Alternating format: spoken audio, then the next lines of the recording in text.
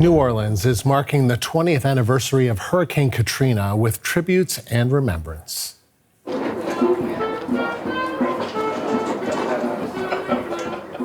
The morning began with a jazz master performing When the Saints Go Marching In, leading city leaders in a procession at the Hurricane Katrina Memorial.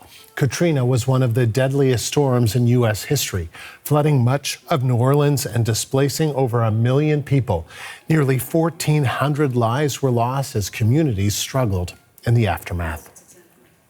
Let's take you there now and connect with Kati Weis. She's a national reporter for CBS News. So, Kati, what has today been like in New Orleans and along the Gulf?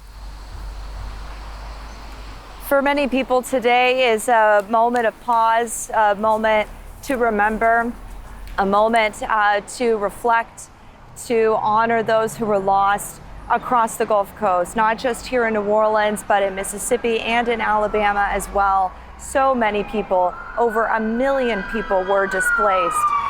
Today, as you can see, there's still normal life going on behind me, but many people were gathered in the lower 9th Ward for a healing ceremony to gather together as a community. They are now working to march down into the city in what's called a second line parade, a traditional New Orleans march where anybody from the public can join in to celebrate and honor those who were impacted by this horrific storm. And I understand you've reconnected with people you spoke to 20 years ago. How have their lives changed? Well, I was able to speak with one woman who our network interviewed after she was able to find higher ground on an interstate bridge back in 2005, just the day after Katrina. And at the time, she was desperate. She said, look, we weren't able to leave. We didn't have the means to evacuate. And they were just looking for help because the sun was beating down on them. They had no resources, no water. Well, now, 20 years later, I was able to connect with her this week. And she says that she sees Hurricane Katrina almost as a blessing in disguise. It gave her family an opportunity to have a fresh start. And while they didn't see it then, 20 years later, they have found the silver lining. She even said she was grateful to our news crews for interviewing her that day because she was able to get help more quickly following that interview.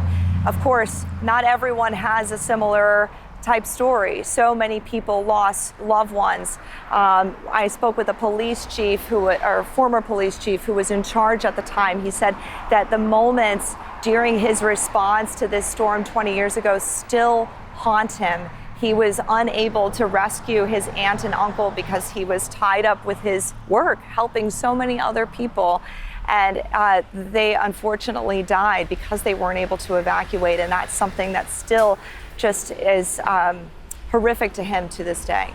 A true tragedy. So you also lived it back in 2005. Can you tell us about what that was like? Yes, so I grew up on the Alabama Gulf Coast, and at the time I was living along a bayou that leads out into Mobile Bay, which further leads out into what was the Gulf of Mexico at the time. And at the time, the storm surge in that area during Katrina was about 11 feet. Of course, much smaller than what it was here where I'm standing in New Orleans, which was over 20 feet high. But at the time, our home did flood. The bottom floor of our home flooded. And I remember sitting at the top of the staircase, watching the flood waters rise and hoping that it wouldn't get any higher. I remember seeing the toilet of our downstairs floor turn into a fountain.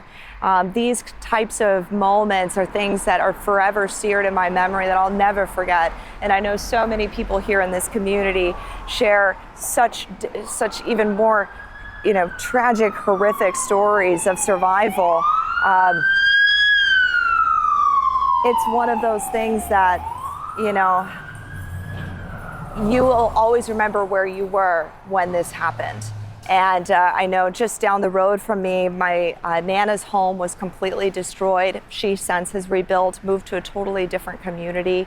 300 homes about 20 minutes south of where I lived were destroyed, and the land on which they stood no longer exists. So today, I think many of these communities here are not only battling with rebuilding homes and properties, but also trying to prevent any further land loss, further coastal erosion, to try to make sure that there's still a buffer if, God forbid, another storm like this were to happen again. So many unforgettable memories, Katie. Thank you. Kati Weis of CBS News reporting for us in New Orleans.